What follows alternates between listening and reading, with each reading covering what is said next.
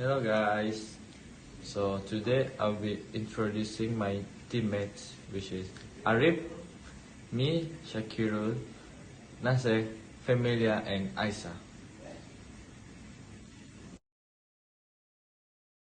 Problem statement and proposed solution. Problem statement. First, prone to damage and misplacement, many chairs and tables are not rearranged after use. Second, class of booking because there will be a scramble for a classroom if there is no advanced reservation.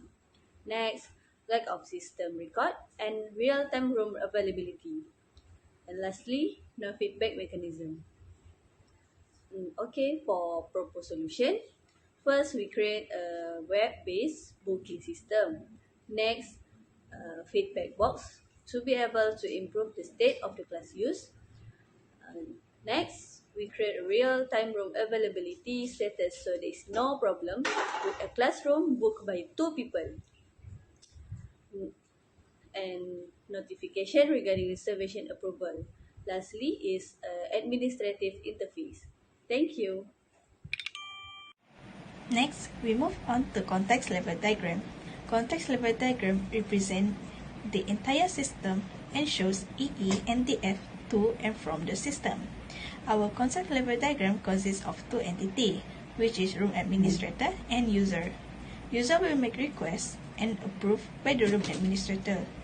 Then, the approved booking will be notified to user and feedback or report will be done by the user. The report and feedback will be stored by room administrator. This is our data flow diagram level 0. It has 4 processes and 2 data store as well as 2 entity. The first process is to check the room availability before the administrator can confirm and proceed to second process. Then it will store the booking in first data store and go through process 3, where it will notify the user. Lastly, user will give feedback report and then collected by the last process that will be stored in the second data store and given to administrator.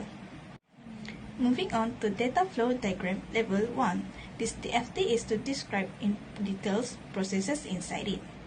The important process is when the user make a room booking request. Then it go through first process, which is booking process. If the room is occupied, then it will proceed to inform user of room unavailability and ask to repeat room. If the room is vacant, then it proceeds to third process to assemble the booking and update the room availability as well as storing the booking details in data store.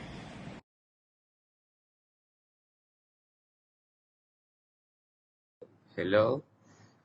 Okay, this is our session 2. It's more up design. So you see this is our front end interface. In this interface, the user need to choose if they are teacher, staff, or room administrator. So we press the teacher here. We can see we are going to our user login interface. The interface will get the employee ID and password. After the user key in their ID and password and they press the login button, they will go to the room booking page interface. If they put the wrong ID or password, the error message will appear such as incorrect ID or password. So we have our teacher login and our staff login. So to go our available room search interface, we must to click login. So we see here the available room search interface will appear after the user key in their correct ID and password. In this interface, they will see all room choice, room name, availability status, and time available. Then user can select the room they want according to the availability and their preferred time. So as we pick the room between F6. So here we see the room booking application form interface. Teacher will see the room booking application form interface after they have refreshed the selected room in previous interface.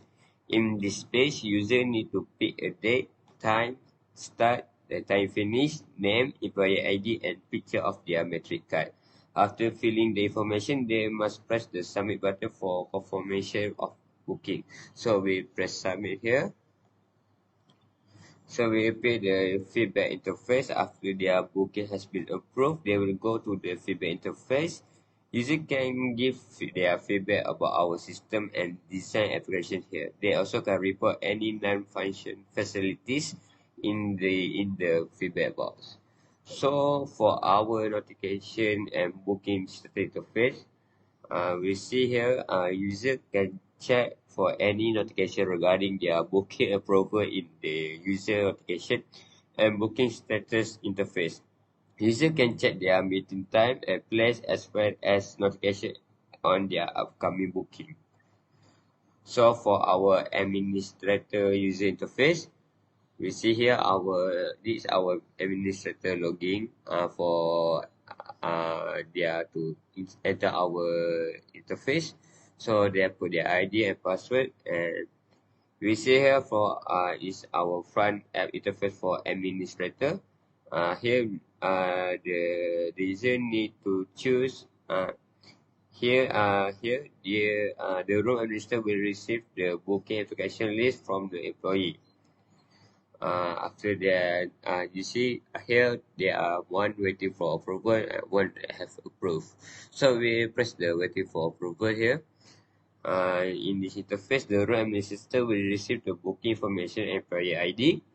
The room administrator will decide whether to approve or reject the book application. So see here we see the name of Faryati, employee ID, and his picture of metric card. So here you can see you want to press approve or reject for their approval. Yeah.